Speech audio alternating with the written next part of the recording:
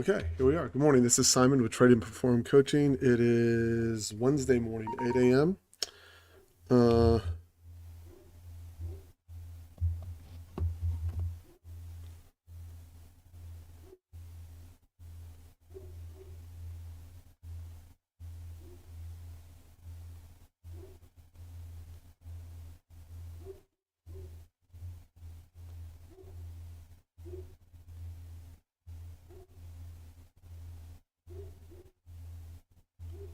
one second. Hey Siri, set a reminder for 2 p.m. today to buy airplane ticket home for Mia. Okay, I added buyer. There we go. Got that handled. Okay, so sorry about that personal issue there, real quick. So I guess starting off the day, the first thing I want to point out is the range, right? So this is where we broke out, right? And you can see we've just been in balance here. So obviously, if you look to the left and we break the 25,204, you can see that whole area is poorly auctioned, right? And the natural target would be down to towards 25,114, and that's certainly achievable based on the ranges that we're currently having, right? So that part isn't too difficult to understand or see, right? So if you look at the range, right, you should anticipate, oh, if we get below just this is how you set it up in your brain so you can think about it, okay? And the way that you do that is you go, oh, I see that if I, hold on one second. I see that if I see a trading below 25,204, two things can happen. You have two options at that point. You can get below, trap, hold back above, and then push back to the other end of the range. Okay. Or you get below, hopefully you backside test, fail, and travel down to this 25, let's call it 25,125, down to 25,040 area, right? And within that location, within that area, you will see that we have had a long consolidation coming out of Sunday night into Monday, and that from the 24-hour perspective, this is the weekly low from the 24-hour perspective. So we have that marked off on the charts, but you'd want to have that area marked off, and you'd want to think. So for me, the way I approach it, the big picture would be get above 25,348 and either trap back in and roll back down, get above 25,348, backside test, fail to trap, and push out. Okay, so that would look like, I'm going to duplicate this chart so I don't mess it up. I can just delete it.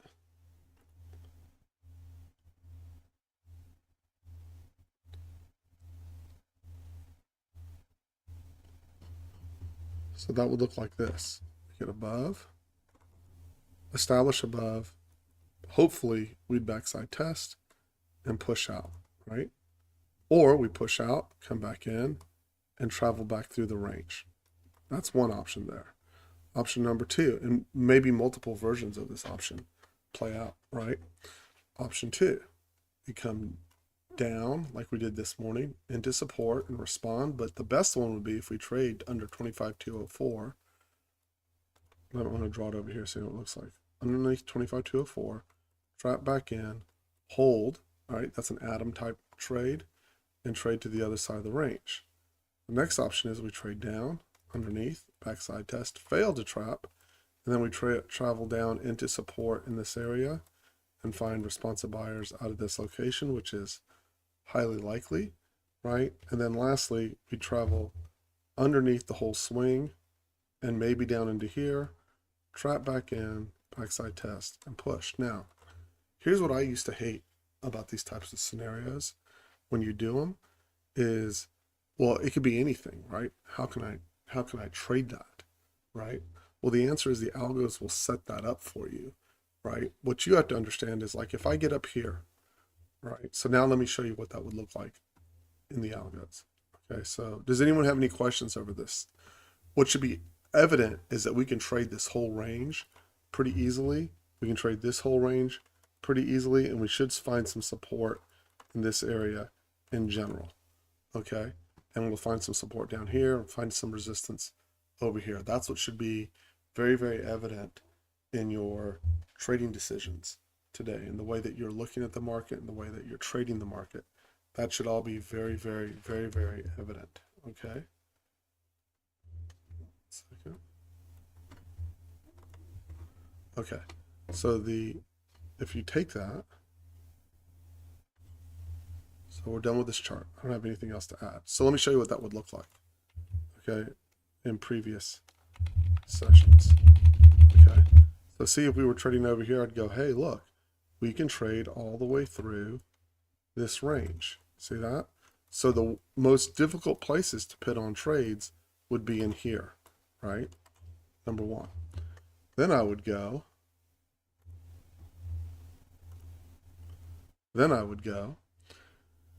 we could, if we were looking, let's say we were trading over here, right? I would draw the same lines over here. Get above, hold above, backside test and go. Get underneath, right? So if we see how you came in underneath, test underneath, trap back in and go. Even though this eventually ripped to the downside, notice that this is a 24,680 to a 24,840. Like, no one would look at that and go, well, I'm sorry I took that. It eventually broke, right? And then roll down. We established underneath. See how we closed underneath? Backside tested, failed, and where do we go? Down into support, which would have been this guy or this guy down here. Came into support. Attempted underneath this swing right here where they attempted to break it. They attempted a second time underneath that 24,288. Trap back in, backside tested, and then what do? We launched all the way through the range, trap back into the range, backside tested. And if this looks boring, right, if you're going, well, Simon, you're just retracing what it did, right, which is fine. I don't have a problem with that comment. But when you look at it, if you don't understand mechanically what the options that the market has and how it'll operate, it'll all seem like it's totally random to you, right? It'll all feel random. So, for example, if we go look at this Friday, 10/17, right? And we go look at this Friday, these two areas, right? So if I erase this, and now I come over to my 24 tick chart and I copy this area, and I copy this area, right? Well, a good question would be, what did that look like? How does it look on my 24 tick chart, right? So this is chart number 11. So if I look at my 24 tick chart and I go, let me just duplicate this. This isn't my 24 tick chart.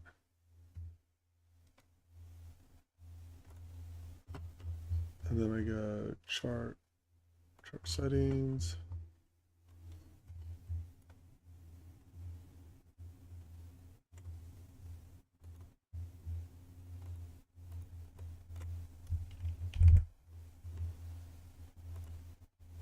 And then I go back to Friday the 11th. Okay, so here's the AM session. So this area is highlighted, right, as a potential trap area. So then I can ask, well, what did the reversal, first of all, in the middle of the night look like? So, and how would have I figured that out? This is how you build your knowledge base and your strength base. So the first thing I'm going to do, if I was only looking at the 24, who's my biggest seller coming down, right? Who's my biggest seller coming down? And it's this guy right over here. It's not, you don't have much to choose from. It's overnight. I'm going to go with this guy's my biggest seller. This is my biggest buyer. See how my buyer matched up with my seller and they tried to beat him and he failed. Now watch. You lose your strongest buyer, right? You recover your strongest buyer. Orange bar up. Off you go to the upside, right? That's the next resistance area, right?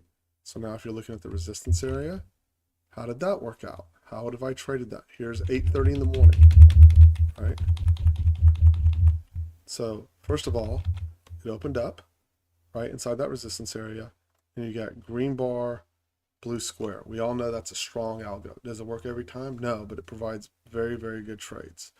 So the first thing I look at is if I responded to blue squares, which I'm going to keep pressing that idea over and over and over and over at the right location, meaning you have the strategy correct. So look what's going on here. This is blue square.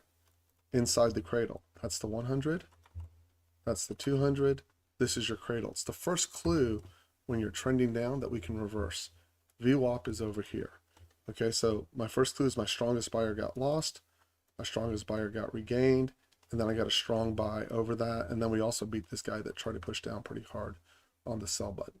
Okay, and then the push. Now we come up, we open up, strong press down, orange bar, blue square, reverses with a green bar, blue square with green square inside. We know that's our strongest signal that we have in terms of volume, right? Pushes. Notice that if I do this by myself, meaning I'm not trying to run the room and figure out all the questions and answer all the questions, this is pretty easy for me. It's one of the things I really like trading early in the morning is it's really quiet for me and I can figure the trade out. Now I know I'm above resistance because I'm back on the hourly, right? I know we're trapped back in. So my question would be, now that I'm trapped back in, right? So look what happens off to the right. That was the result, right? So oftentimes I'll tell you, hey, if I get below the 200, I want to be cautious, right?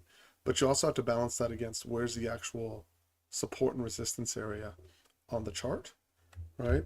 So if you look, this was the low swing that had to be, when we got into resistance, this is the trap level right there. That's what has to be broken. And that never got broken, right? So everyone who was selling in here was going for this low, for the Globex low down here, right? So now you got the first trade out, right? We pushed up, we went supernova, you got A, B, C, D, okay? A, B, C, D, A, B, C, D, and those are about equal length, right? For my A, B, C, D guys out there, okay? So now you came over here and we impulse moved lower. They attempted to hold, you had green bars, and you had one blue square stop. Okay, if you took that blue square off of there, that was a stop. You have to get used to taking stops, right? Because you did not know if this could take off right here. So size so that you can take stops, okay? Or up the algo of what you're going to take, i.e., does that to be a double square? It really doesn't matter what you choose as long as you stay consistent after you've chosen it, right? Additionally, if you look off the bottom, and I don't see enough people doing this, including me, that, which this plays out over and over again, is the 50-60 retrace, is all it's coming back in to do. It's done a push, right? And it's made a 50-60 retrace. I'm not going to go into measured moves and all that good stuff. Okay. So now, remember what you're thinking is, oh, we're trapped. On the hourly, I could go to the other side of the range, right? So now I come down. So let's say I take bars with squares. So I'm stopped, double square, I'm long. I get my risk off. If I try to push my trailer, I get stopped. Okay, if I take green bar, I got stopped. If I don't take green bar, nothing happened.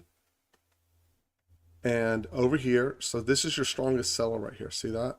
That is green bar, white square stuffed. And what you will see consistently is if you can get that while they're pushing down into a hole, when you get over them, right, is that the first strong buyer come in is going to smoke that guy, right? But there's one more way to look at it, okay? Coming down, who's your strongest buyer that got stopped out? You should ask yourself that question. And the algo makes it pretty easy. It's that dude right there. Stopped out, green bar above.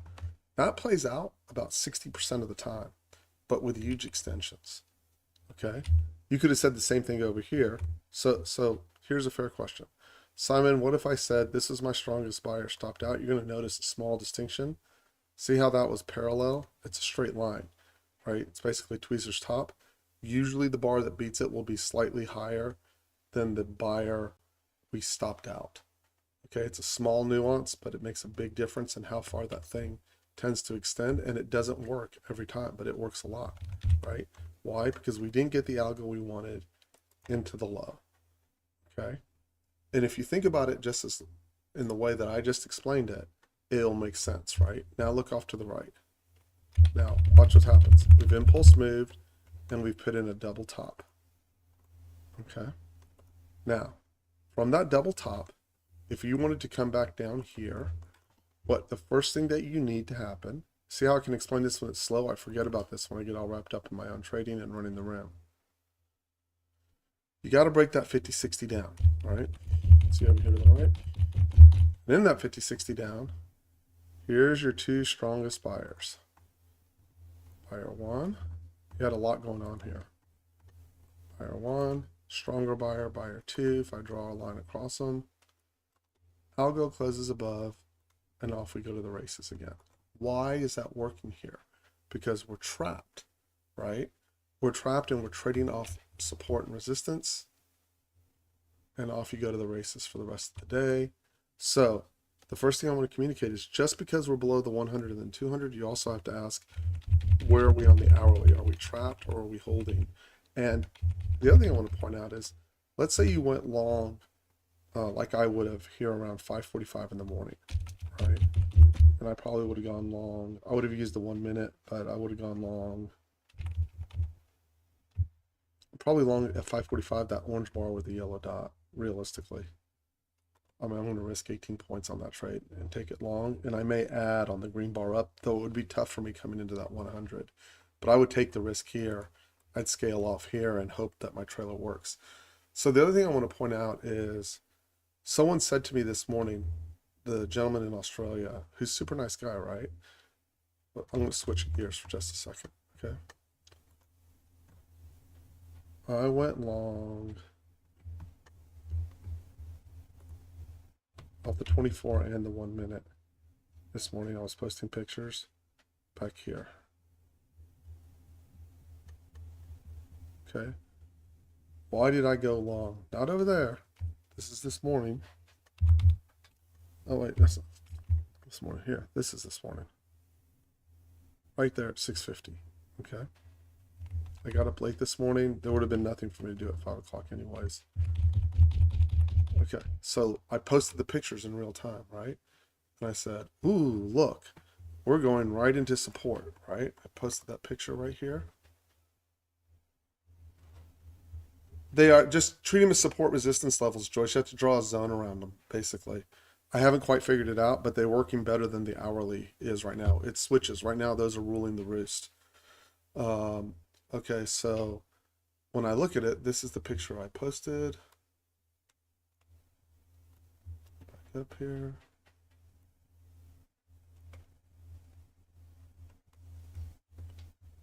Right, and so I posted both pictures, right?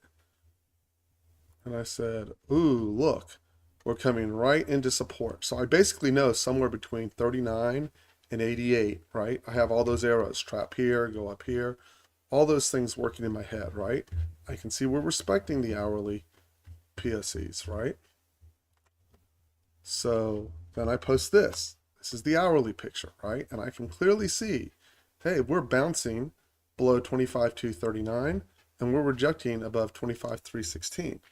And where's the place I least want to trade is in between these two places, because quite clearly the market's advertising, hey, this is hard in here. If you'd like to trade in here, right, go ahead. But it's hard. So now, all right, I am watching. Signal on the 1 minute bar for the long, right? And that is off of, it's actually off of this guy right here, believe it or not. I'll explain that later. That's the long, right? And then when I go to the 24 tick, right? Look at what happens right at the low. Ooh, double square, green bar, yellow dot, right? The only thing could have been better would have been green there, right? So I'm long right at that 25,221 basically. Okay. And so what Vinny messages me, he goes, well, it's going to be hard to hold that trade because you're going to push right up into resistance. And what he was referencing was the 25,239.75, right? But what I'm looking at is I'm going, well, actually, we can go right to 25,316, right? In other words, you got to weight your decision. You've got to weight your decision on what are we in, a bull market or a bear market. So yes, this is resistance here. That is true, right? But you don't know when we're going to sweep the range, a la Adam, right? And you can end up with that.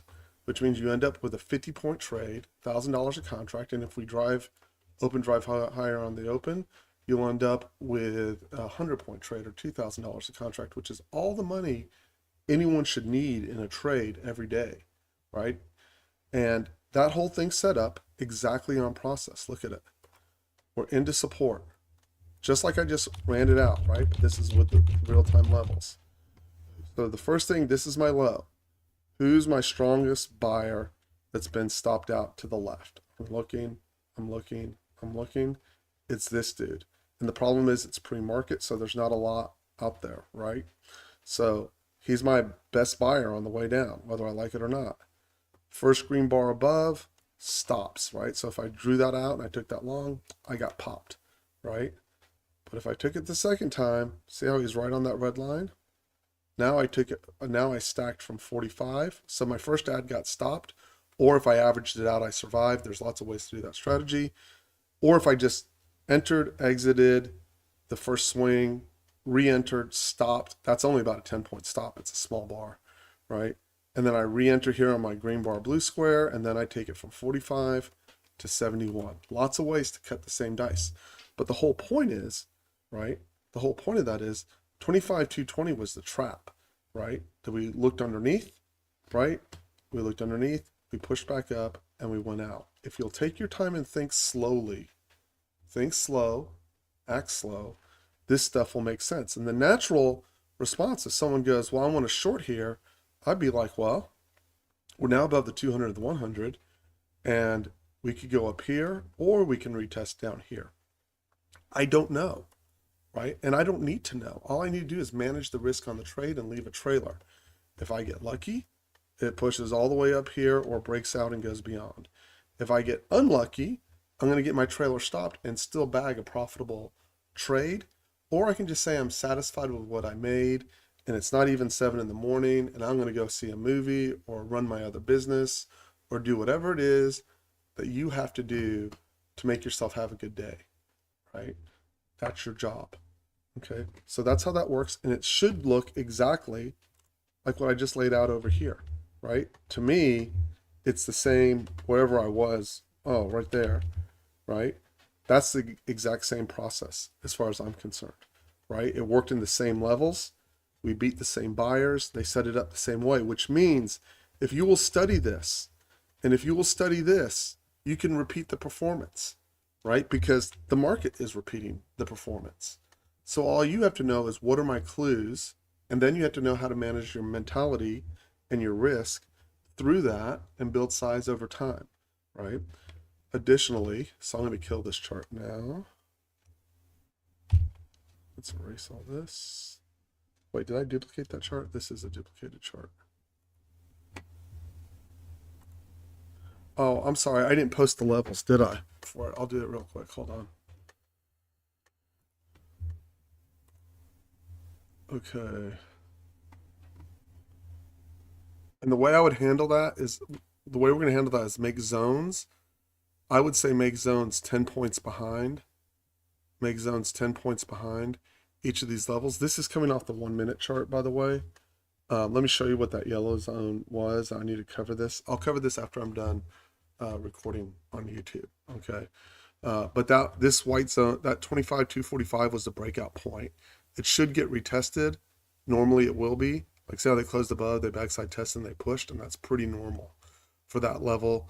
We'll see how we handle it in the AM, and clearly there's a little head and shoulders trying to set up at that between 25-239 and 25-220. Okay, I'll cover the 1 minute in a second. My expectation today is for balance. We have Tesla after the close, along with, it's kind of party time at the earnings house. SAP, IBM, Tesla, and then those are all aftermarket, 1505, 1510, and 1515. So that I would expect a pretty active aftermarket. Won't be trading it. Tesla's earnings call goes on at 4:30 p.m.